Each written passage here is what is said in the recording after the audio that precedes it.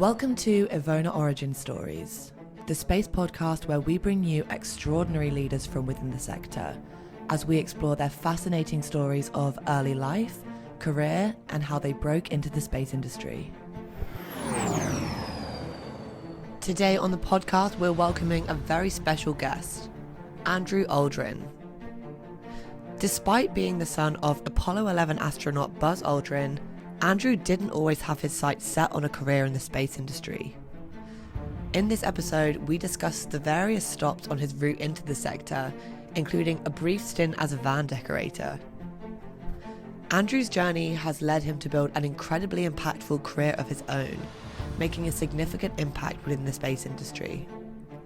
In addition to his work in the private sector, Andrew has been deeply involved in academia, currently serving as Program Coordinator of the Masters of Space Operations program at the Embry Riddle Aeronautical University. This is a unique online program intended to prepare grad students as well as mid-career professionals for careers in space. Andrew's passion for the space industry has also led him to become involved in numerous charitable organisations, including the Share Space Foundation as well as the Astronaut Scholarship Foundation. This commitment to space education and outreach is further highlighted by his role as president of the Aldrin Family Foundation, an organisation dedicated to inspiring future generations to pursue careers in space and STEM fields. Join us as we sit down with Andrew to discuss his remarkable career journey, as well as how he's continuing his father's legacy through his work, academic pursuits, and philanthropic efforts. Stay tuned. You don't want to miss this one. Hello. Hello, Maya. It's Maya, right? It is Miya. I appreciate that. I'm really excited to speak with you today. Thank you so much for taking the time out to join me. I'm really excited to hear about your space origin story. I know you've got quite a unique origin story and path into the industry. I know that a lot of people we have on here, their love for space started at a young age, but I think you had quite a different influence from a very young age, which I think will be, really excited to kind of hear about how, the impact that had on you from a young age and how that got you inspired and thinking about space and got you, to where you are today. And a very, you're a very We're not. We'll talk about it. I don't want to tell my story. I don't want to tell my story too soon. Yeah. Well, no, perfect.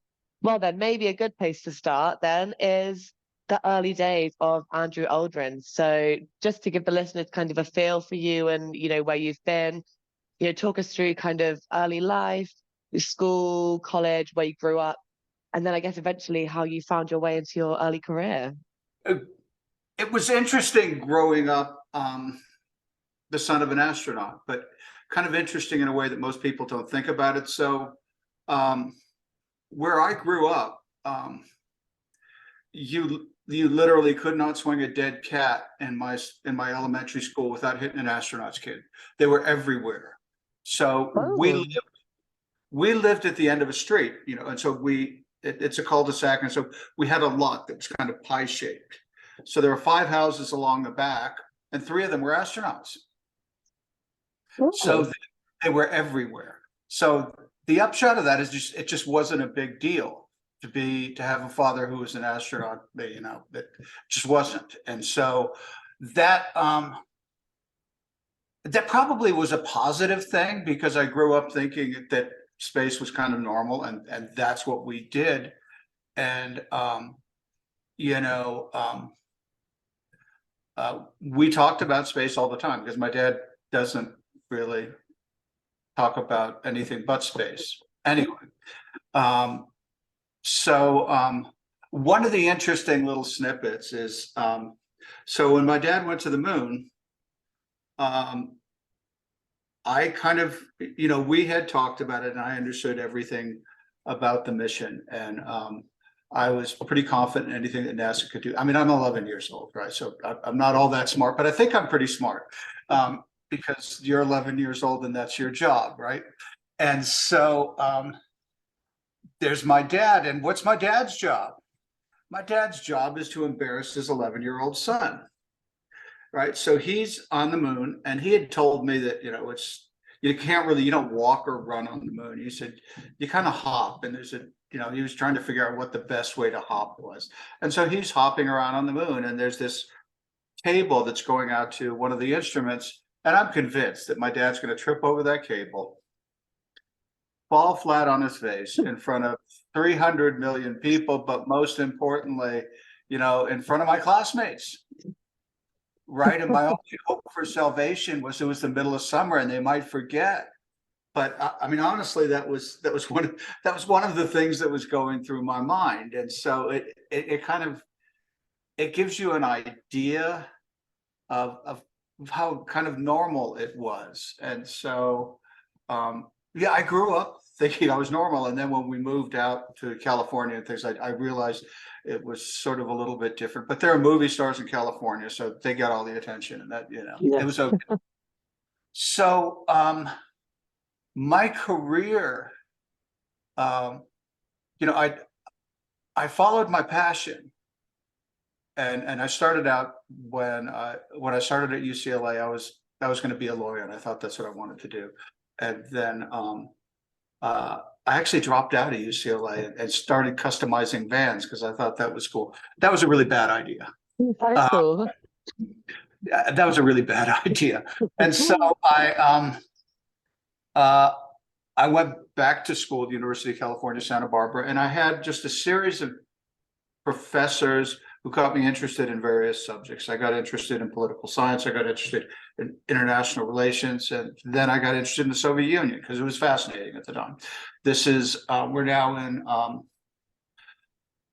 sort of the early 80s, and it's the Cold War, and the Soviet Union is just this mysterious place. So I became really passionate about understanding that, and then went on to get a PhD in political science, but I was studying the Soviet Union, and I was working at the Rand Corporation. And so I was just in this wonderful environment, the smartest people in the world about the most mysterious subject in the world. And I wrote my dissertation on how the Soviet Union beat the United States into space, which was a fascinating story because the conventional wisdom is that Stalin and Khrushchev just ordered this program, and the scientists dutifully constructed it, and it couldn't have been further from the truth. The leadership didn't really know what space was. Khrushchev, the first time he saw a rocket, thought it was a cigar. Literally, it's the biggest cigar. I mean, he had absolutely no knowledge of it. And what happened is that the scientists, led mostly by Sergei Korolev, they were space enthusiasts. They wanted to go into space, and so they would do anything they could to sell a program to the leadership. And initially they sold it as an anti-aircraft program, and then they sold it as a ballistic missile program. And all along they were building a really good launch vehicle, but it was absolutely useless as an anti-aircraft system, and really kind of a lousy intercontinental ballistic missile. But it was a great space launch vehicle. And so they sold the program, or didn't really sell it. It wasn't that they actively concealed it, but they designed a program, a rocket, which is where it all started, which was a great launch vehicle and a lousy ICBM. And so it was a story of entrepreneurship that really fascinated me. And so that was great. And I was pursuing lots of other things, trying to understand how the Soviet system worked. And it was an incredible time, because this is as the Berlin Wall is falling, and the access that I had was astonishing. People would openly talk and fly me around on their corporate jets. It was just an incredible time to learn what was going on. And then, of course, the Soviet Union went away, which was lousy for my career, right? And I ended up getting recruited into aerospace by a couple of companies, and so I thought, I would do aerospace for a while, and it turns out I had a pretty good time. But here I was, a guy with a PhD in political science, and I ended up I was at TRW for a while, then went to Boeing, and ended up at Boeing as executive director in charge of advanced programs, strategy, and business development for their NASA business and the rest of their civil and commercial business, and then moved on to the launch business, and then did the same thing when we merged our launch business with Lockheed Martin at ULA, and then left to run a company called Moon Express, which was building a spacecraft to go to the moon. And it didn't stay there for long. It was sort of one of the Silicon Valley stories of founder brings someone in to run the company, founder and guy who's coming in don't get along. But after a year, I learned a lot, and that was great. But the point is that throughout my career, I was pursuing my passion and was able to do things that I really wanted to do. And I'm not sure I would recommend my career path to anyone else. And probably I had interesting opportunities because of who my dad was, but that kind of cut both ways, and interesting ways. I think there's many people who created barriers for me than people that kind of helped me along. But anyway, it was great fun. And then I tried to retire and ended up helping my dad start what was the Aldrin Space Institute at Florida Tech, and started up a Center for Space Entrepreneurship with the International Space University, which was a very, very cool program. And that really that sparked my passion again for teaching and developing the next generation of leaders and entrepreneurs. And recently left Florida Tech and now started a program at Embry Riddle University, which is we can talk about that more in a while, which is going really quite nicely. And I'm running the Aldrin Family Foundation, which does space education. So that's the 5-minute version of everything I've done for the last 50 years, I think. It's an incredible story.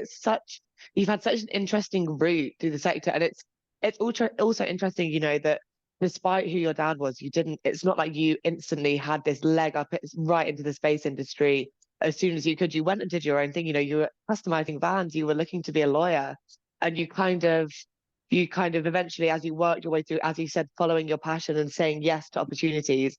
It's interesting that, you obviously have to have shared passions, and you kind of organically found yourself in the industry, and just once you were in it, you realized that it was for you, and now you're in a place where you've been able to exact so much positive change, and all these, I know you're sat on the board of a lot of like charitable organizations.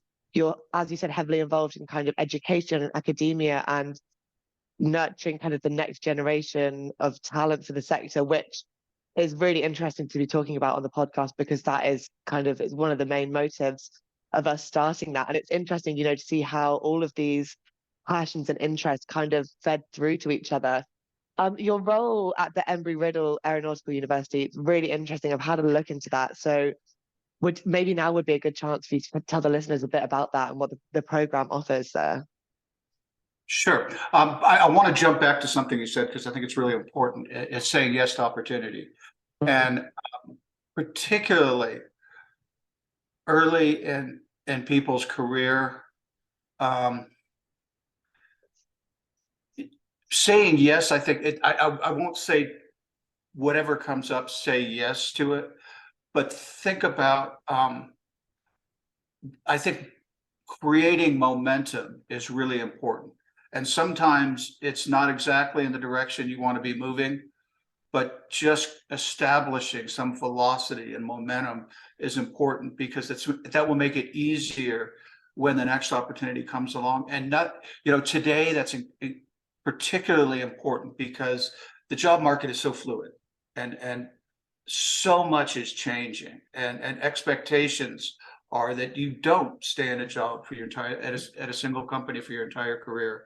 And so it's all that much easier to find an opportunity, get some momentum, and then move to other things. And I've got several students of mine and other students that I've been mentoring over the years. And that's it. The hardest thing is getting that momentum started. And so, you don't want to pick a job selling furniture unless it's on the space station. But there are lots of things that wouldn't necessarily be the first step that you want to take on your career path. And sometimes it's better to get some momentum. The one thing I will caution people on is get to know your boss a little bit beforehand. The one thing you do not want to get caught up in is a toxic environment. And it really starts with whoever you're going to be working with. So, Embry Riddle.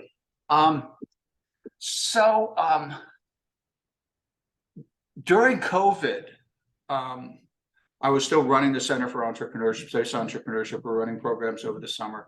We had to go online completely in 21, and in 22 we went, or is it 20? Let me get my year straight. It was 20. We had to go completely online.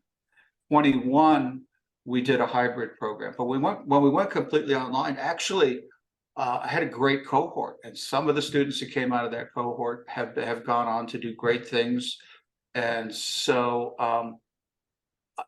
it occurred to me that online learning really can work. I think what we did in 21 was we created a hybrid program where we had 8 weeks online, and then 2 weeks we went to the visitor complex at the Kennedy Space Center, and that was a beautiful program structure.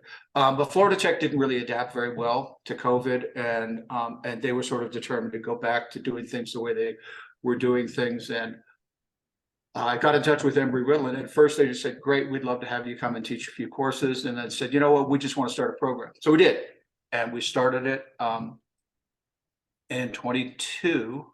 Yeah, 22. Yes, in 22, and we've already got 500 students in the program now. And we've been operating for about 1.5 years. And so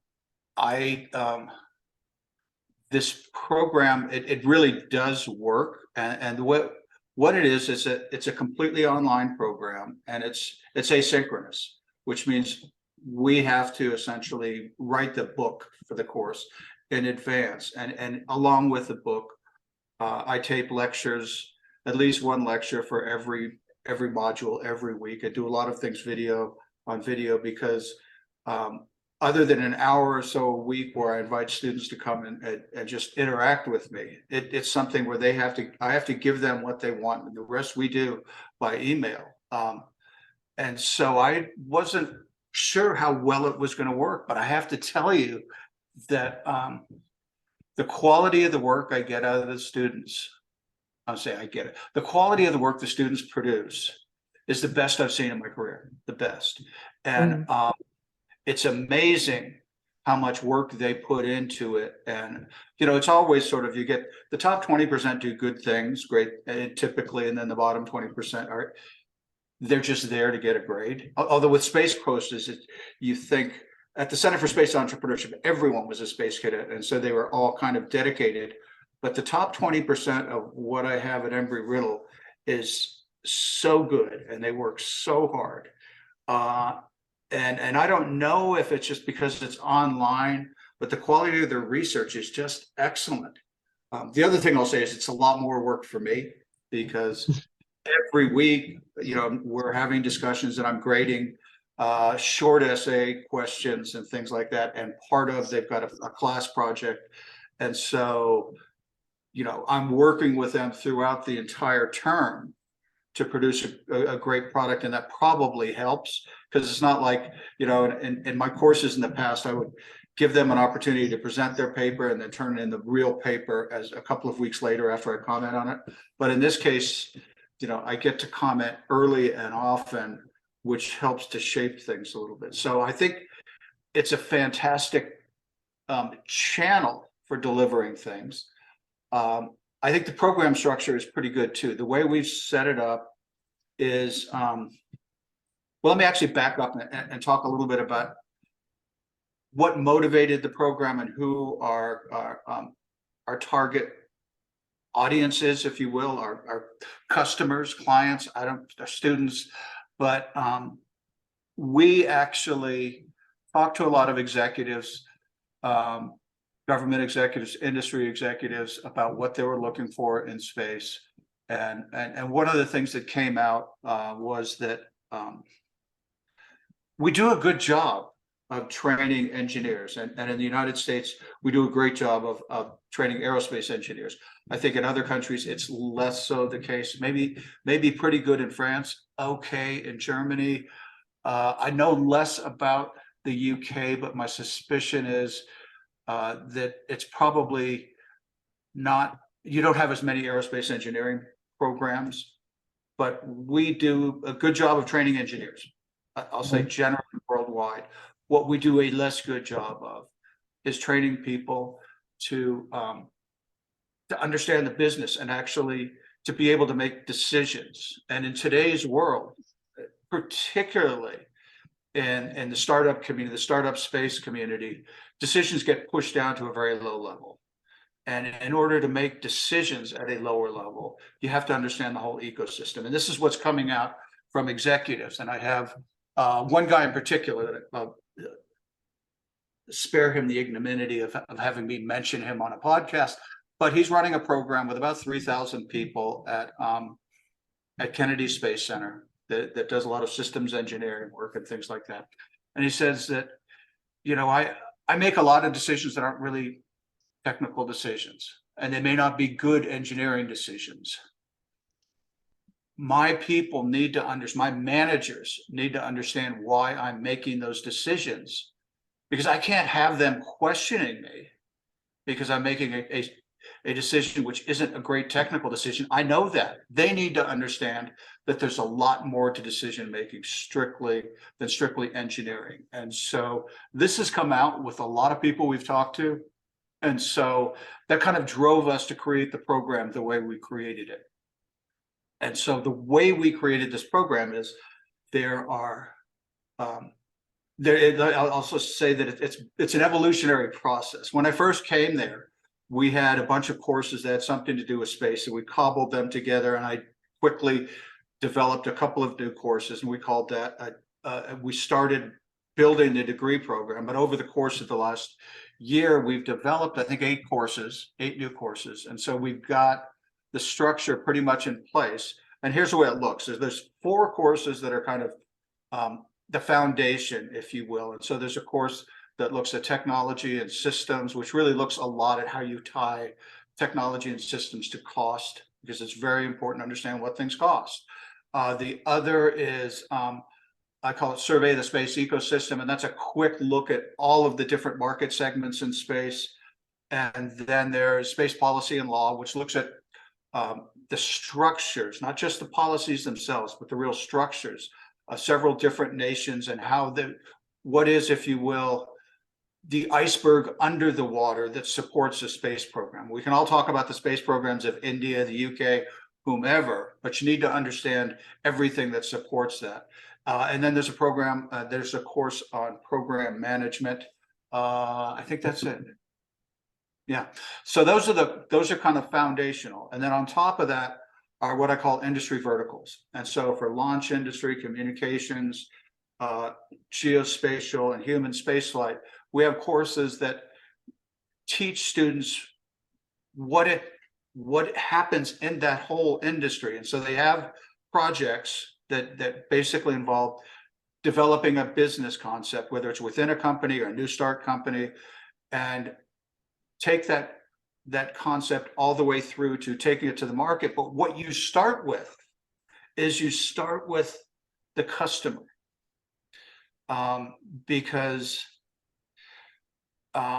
rocket fuel isn't kerosene. Rocket fuel is cash. And if it doesn't make sense, this is a play on American currency. If it doesn't make sense, it ain't going to make dollars. And so there has to be an intense understanding of who the customer is, why they buy something, and what the overall market is before you even get into designing a system. And so then you understand the market, you understand how you make money, which surprisingly, a lot of people don't understand how you make money in the business. I mean, what is the basic transaction? And then you get into what's the system look like to serve that market?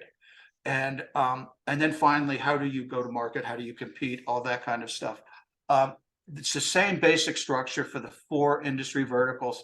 And then we've got a couple of electives, a gaggle of which the students can pick from, and things like cybersecurity, habitation systems, that are a little bit more technically oriented. And that's kind of where the program Generation 1.0 stands.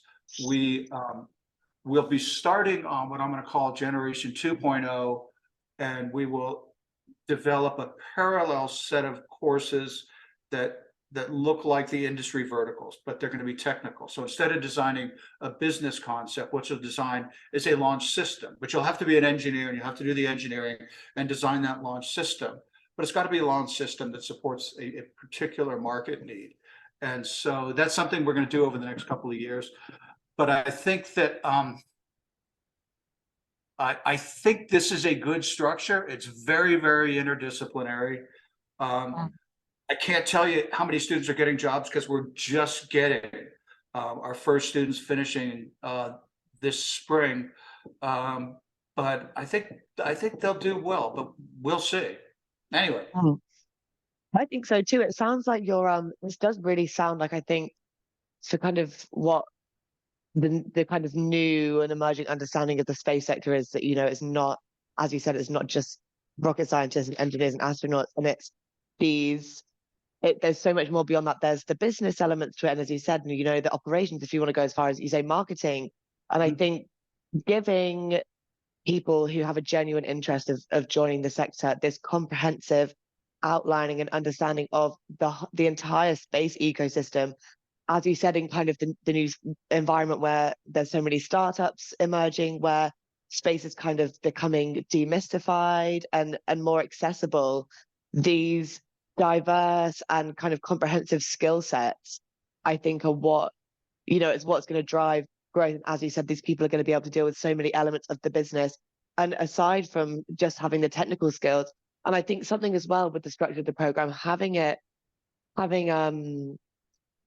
remote and online classes, again, makes it so much more accessible. And you're not, and if it was a physical location, a lot of people, for a multitude of reasons, might not be able to join you, and that could be missing out on someone who has a genuine love and a passion and would go on to do amazing things. And that's really kind of the hot topic of us really even starting this podcast, is to make space accessible for everyone. So this brings me on to something that I think you'll have a great answer for, judging from what we've spoken about so far. First of all, you want a job in marketing for the program?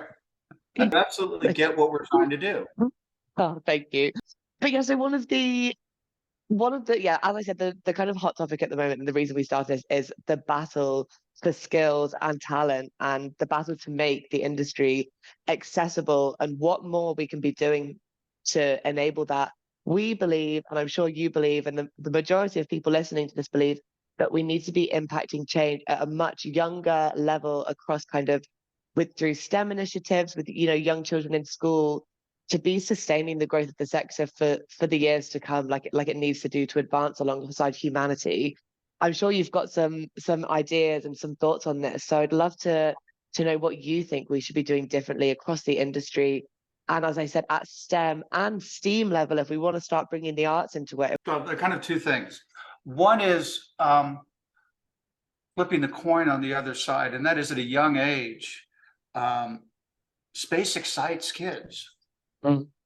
I mean, kids love two things, particularly boys, I guess. Maybe it's a little bit gender, but actually it's not. But anyway, kids love two things. They love space and they love dinosaurs. And they get over dinosaurs. Although I am hopeful, if we find just the right kind of bones on Mars, maybe we can bring the two together, and then we will really be doing something. But what it does is it's an incredible attractor. So one of the things the foundation does is we try and get kids at fairly young age, it's called third grade, but particularly as we get into middle grade, get them into the classroom talking about space. You've got these huge Mars and moon maps, get them running around Mars and the moon with real curricula, and get them excited and curious. And maybe some of these go into space and maybe they don't. But once they are curious, then they start looking at other things, and they develop a passion for learning, and maybe they go on to something completely different. That doesn't matter. It's great thing is just getting kids who aren't curious because of the way our education system sort of pounds things into their heads. We're getting better. But so space can be used that way. The other thing is to start kids developing at a young age, developing not just a passion for space, but a knowledge, and starting to understand where their place in space can be. And so I think one of the things that's really important is getting students, and this is now we're kind of talking about students that are maybe 15 to 18 years old, working together on real projects. And one of the things that has fundamentally changed about space, and I think maybe more so, this may be more important than anything else having to do with reusable rockets, satellite constellations, all of that stuff is almost trivial compared to what I call the democratization of space. And that is, when I grew up, 3 people flew to the moon, 2 of them got down, and a bunch of people helped them, but still it was a small, there were thousands, actually hundreds of thousands of people working on it, and everybody else was watching. And that's the way it went for decades. But today it's about participating. It's not just watching. So, I mean, we've got kids in school developing and building and flying satellites. Kids are going to grow up today and they're going to apply for jobs on the moon. And it's not jobs as an astronaut. It's going to be a job fixing robots. It's going to be jobs. I had a kid come up to me and say, I want to be a barista on the moon. And I thought about it. I go, you know what? There will be baristas on the moon. 100%. No, it is, but it's space for everyone. And so it's not going to happen overnight, but it's a fundamental shift in what happens in space. And so it's not about studying to be an astronaut or a program manager, engineer / there are going to be lots and lots of things that are going to be happening in space as we start to move from exploration to development. And I think the moon is one place where I think it's likely to happen over time. I can't tell you, don't ask me when. I can tell you what things need to happen for us to actually start developing resources on the moon for sale to other people in space. The notion of selling stuff on Earth is just, I can't find many use cases for that, but that's kind of a separate subject. But anyway, I think that's one of the things that has fundamentally changed, and it's not just about being an engineer. That another slice to this thing is it's not just about being in big companies. There are going to be lots and lots of companies that aren't necessarily building hardware, that are actually using data from space systems, that are space dependent companies that need to understand the space ecosystem and what's out there and how to work with that ecosystem, because that's going to provide you with your raw material for whatever business information or other products that you're going to create, products and services. And that is, we talk about the $1 trillion space economy, which is, it's a little bit creative how you have to get what you have to believe, not believe, but what you count as part of the space economy. But if you look at the $1 trillion economy, 800 billion of that is applications.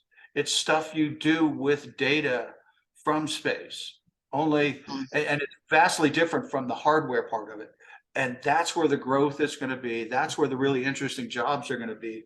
And we don't really know what a lot of those are going to look like, but we know that you need to understand the ecosystem if you're going to do well in that environment. Yeah, absolutely. That's something that we definitely massively promote here, is something that I find so interesting. And it's something that hadn't really crossed my mind. And I love kind of saying it to people, that the amount of companies out there which are technically space companies, Uber Eats, all these kind of delivery and the ride sharing apps, and even as far as Pokemon Go, it's completely space powered. And I think it is, like you said, it's kind of opening up people's minds to the full ecosystem, and as we said, demystifying the fact that it's not just, scientists, engineers and astronauts. And I think, like we said, giving children early on the hands-on experience, letting them get their hands dirty, build, see what is possible, even if they're not going to go on and do that specific thing. It's about getting them, as we said, curious, interested, involved, thinking about the possibilities and, not having girls when they get to age 13. I think that's the statistic that when they turn 13, that's when they lose interest in STEM activities because of how it's presented to them and, how it's the way that they're maybe not getting as involved. But I think these, as we said, these hands-on activities, opening them up to the entire sector, showing them how much they could be a part of that and how many different skills they could bring to the industry that is eventually going to drive it forward, I think is something so important that we really, really hope to do kind of through conversations like this. So one of the things that it's a little bit harder to do in our program, but if I had to pick a skill that may be the most important skill, it's communication. And because simply being a brilliant scientist or a brilliant engineer is useless unless you can communicate the idea. It's absolutely useless. And the people that are successful are the ones that are successful communicators. They may or may not be great engineers or great scientists, but you must be a great communicator if you're going to be successful. And it's these are things that we try to stress in the program. Students give most weeks, students will do a presentation. Students must write a paper, and being able to communicate effectively is probably the most important and maybe most challenging things that I try and stress is it's really difficult to get students to, it's not hard to get them to gather lots of data and give you lots of what's happening and maybe even how it's happening, but getting them to the why is really, really challenging. And it's something, the critical thinking skill behind that, of what is important to communicate is really hard. And that's something that I think, with what you're doing at EVONA, is it EVONA or EVONA? EVONA. EVONA. What you're doing at EVONA, we need to find ways of emphasizing and developing that particular skill set because it is so important. It is so important.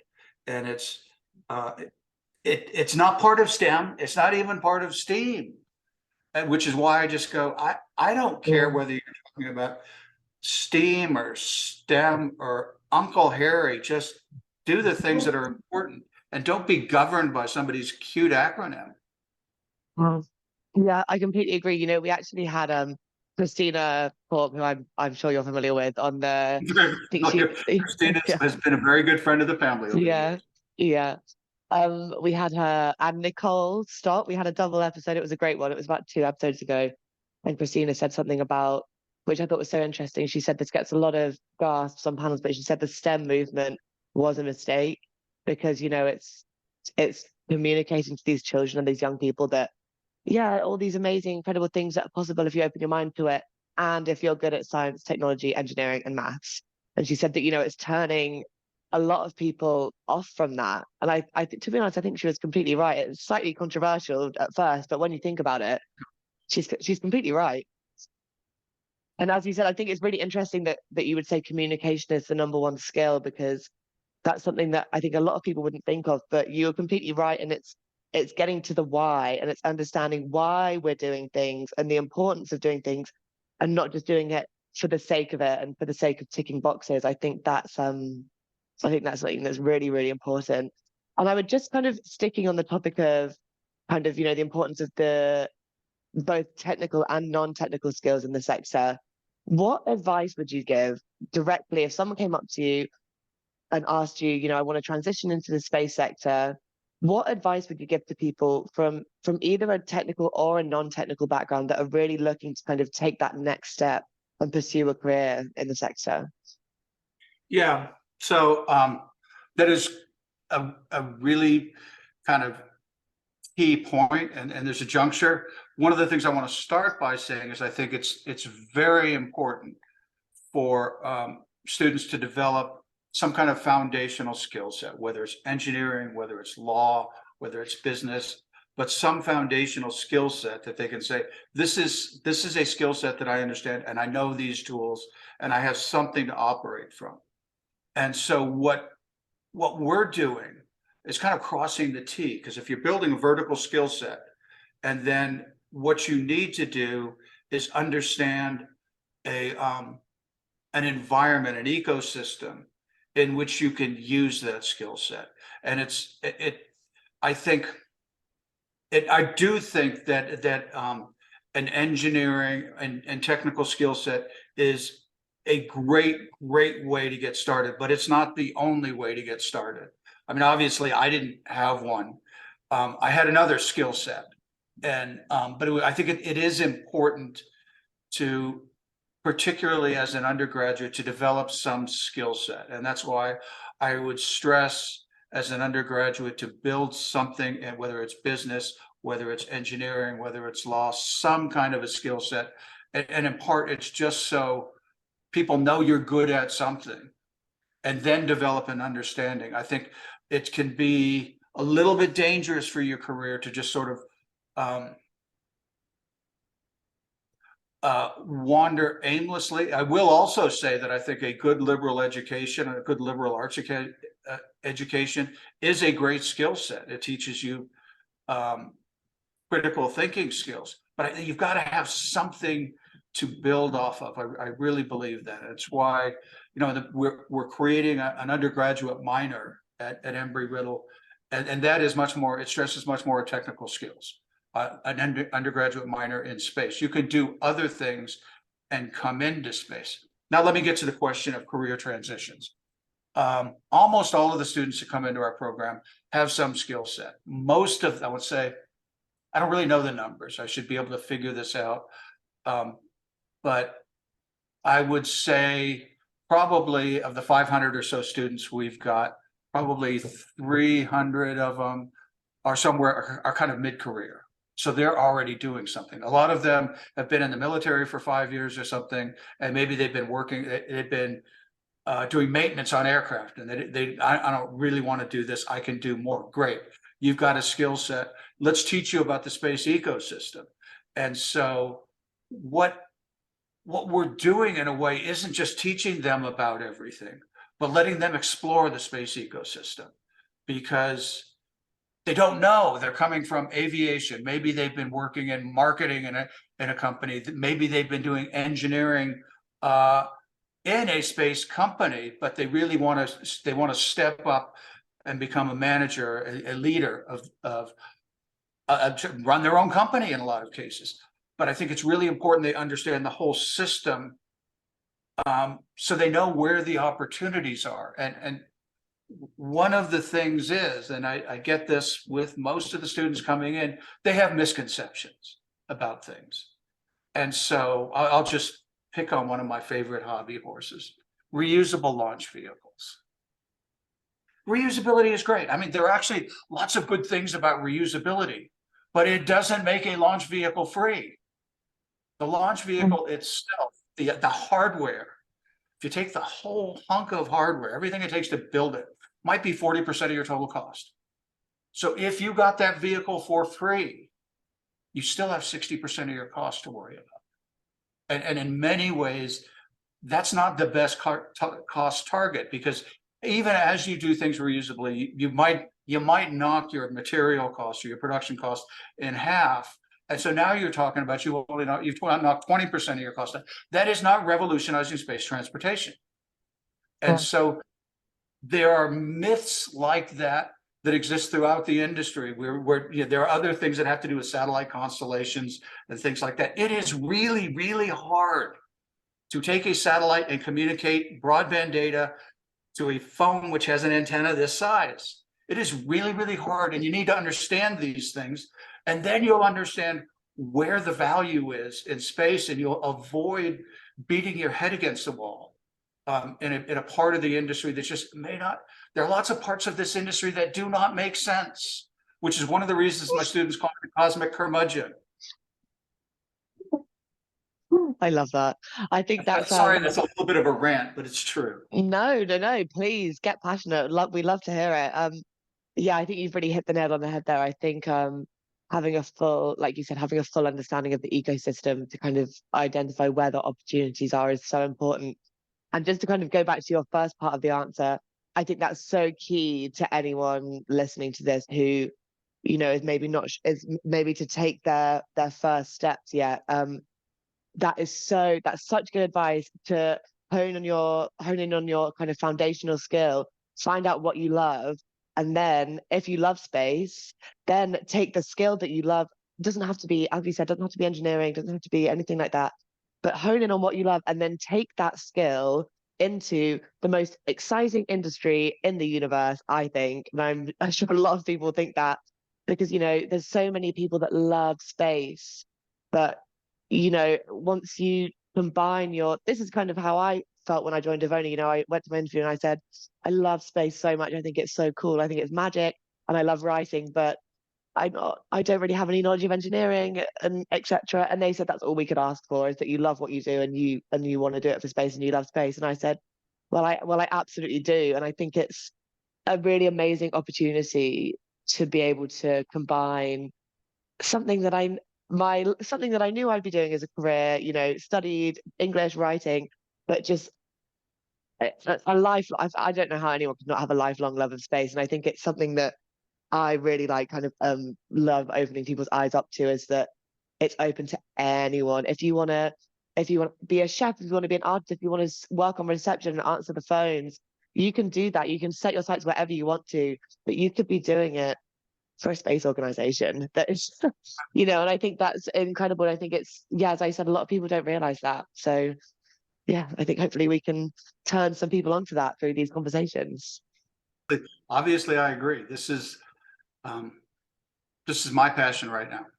Well, that's it. This is, I keep saying this will be the last job I have. Yeah. Well, you said you tried to retire before. It sounds like they're pulling you back in. You can't stay away. I did. I don't think my wife is convinced I will never retire from this. I will just be, at some point I won't be able to do it and other people will take over and maybe they'll trot me out in my wheelchair and do my Still having an input though. Do my curmudgeonly stuff and you'll still be chiming in though, I'm sure, still be having a very valuable input until that point where it's a very funny image. I think, Andrew, I think some really just a great place to kind of close this and to round off to give some even more tangible advice. We've given some people some really great points to kind of go off here. But we've kind of discussed your journey, where you've been, where you started. Over those years, what would you say were the best resources that you identified and utilized that helped you kind of segue into where you are today and follow your passions, whether that's courses, programs, or mentors? Because, you know, I personally at EVONA, we place so much emphasis on the importance of connections and networking and mentors and, you know, getting in the room, going to these programs and these courses and these speeches. And I think, yeah, it's a really interesting one to kind of ask our guests because it's as I said, it's such tangible advice for people to go off and act on themselves. That's a really good question. So I think the first and most important resource are teachers. And those are the people that exposed me to the things that I got passionate about. And maybe it was their passion for the topic that got me excited about it. So that's incredibly important. And the second, I would say, our bosses, and that cuts both ways. It cuts one way that, I mean, for me, I did really well when I had a boss that I respected and who I thought at least respected me, and then I was able to do a lot of things. I was a really bad employee when I didn't like my boss, and maybe I'm overly sensitive and I should just buck up and go, yeah, well, I don't care. So you got a lousy boss, do your job anyway. But it's a really critical resource. And I think what's one of the things that I think in America in particular, we do a lousy job of training bosses to be good leaders. And we do lots of training and all of this kind of stuff, but And when I was an executive, I would go through these training things and it was go, yeah, what, I'm on my phone the whole time, trying to think of something else to do until they started taking them away. We need to figure out ways of doing that better. And part of it is just making, actually the most useful piece of advice I ever got from any of these sessions was 3 words: be there now. Yeah. When you're having a conversation, be engaged in that conversation, because if you're not, you're going to end up having it again and again and again. So that's important. I think the other thing, which I've already hit on, is finding ways to help people communicate. And I think, we do that in our program, you do it in universities, but I think we need to find more ways out there in the professional development community of encouraging young professionals to communicate effectively. And maybe that's a place where EVONA can really help. I think that's a place where I would love to do more in helping people really figure out what is the story you're trying to tell with any presentation. What's your story? And I talk to people who've just finished their dissertation. I go, what's your elevator speech? And they kind of go off about dependent, independent variables and all this. And they said, you really don't know what you're writing about, do you? And so that's incredibly important. And so I think that's a resource we need to do a better job developing. And it's obviously not just space, it's everywhere, but that's what I'm passionate about. So yeah, those would be a few things that I think are really important. Yeah, I completely agree with you there. I think you're absolutely right. I think the essence of it is that, especially within space, when you're dealing with so many inspired people who are kind of living their dream in so many senses, people build up people in the sector and they really have a want to do that. But the thing but one really important thing is that people respond to passion and enthusiasm. And like you said, be there now, start the conversation, enter the conversation, join the conversation, strike up a conversation with someone who, as we said, kind of, if it's a leader, if it's a teacher, a boss, in general, leaders look to people in the sector who you kind of respect and admire and you think you can learn from, and just start the conversation, because these people are just, they want to build people up. They want people to join the sector that they know it's such a privilege to be a part of. And it's such a blessing kind of every day to be at the forefront of exploration and making the impossible possible.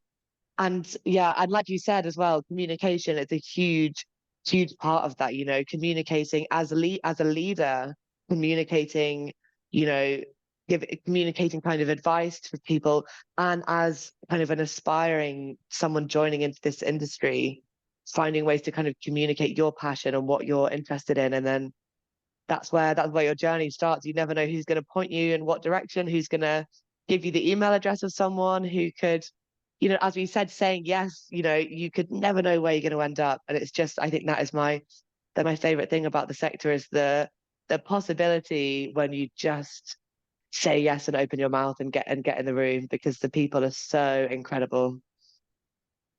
Absolutely. Absolutely. Yeah. And, just from your perspective, I just got finished teaching the class on space policy, in which students actually do an analysis of a country and their national space innovation system. And I had several really fascinating papers on the UK. And the UK is a fascinating place to be right now. Yeah. In some ways, you've got a clean slate. Mm. You just don't really know what picture you want to draw on it yet. But that's a great place to be. That's a great place to be. Yeah, no, it is. Well, we'll see. We'll see how it turns out in the years to come. We'll see how it goes. I think I'm spending the summer there at Durham University. We'll see if that all comes together. Oh, perfect. Well, yeah, if you come down, let us know. I'm sure us and the guys would love to kind of have a chat in person. I know we've got a lot of kind of similar ideals and views on the sector. So I think there could be some great chances to kind of have some interesting conversations and maybe work together in the future. Sure. Are you in London? We are based in Bristol, which is not too far away from I London. know. It's kind of southwest, so not nowhere's too far away in England, to be honest. Compared to the States, we are a No, pea. I've driven from London up to, our foundation does some work in Sunderland. And so I've done that drive a couple of times. I prefer the train, to be honest with you. But anyway, yeah, the other thing I would love to do is get you connected with our students. I'm actually just developing distribution lists of all our students, but let me make sure I'm not going to get in any trouble by doing that. But I'd be delighted to promote EVONA to our students as any way of getting our students opportunities to find jobs is a great thing, and so it'd be great to give you those resources. I just need to make sure I'm not. I never know when I'm getting in trouble, and I've gotten better. But they've been very, very supportive, and I have to imagine they would be very supportive of this. I think I would love to build a relationship between the university and EVONA. And the space program in our university in EVONA. So anything I can do to help you guys is all great. I have a lot of students. No, I would say a lot. I had a few students cite your stuff in this last round of papers. Oh, well, this is great to hear. We would absolutely love to get involved in this. This is exactly, the kind of change that we're trying to exact in going above and beyond just being a traditional recruiter and actually seeing, how we can kind of nurture and secure like a bright future for the sector with these like diverse skill sets and these incredible passionate people, and kind of giving them the opportunities that they need. That's something that I would be happy to. I'm delighted to put my students in touch with you. Oh, perfect. Well, that's great to hear. Thank you so much. We'll definitely be in touch about that. And just again, thank you so much, Andrew, for taking time out of your day and speaking to me. It's been so great speaking to you. I've really enjoyed this conversation. And yeah, look forward to speaking again in the future. Okay, Maya, have a great day. Bye. Thanks, you too. Bye.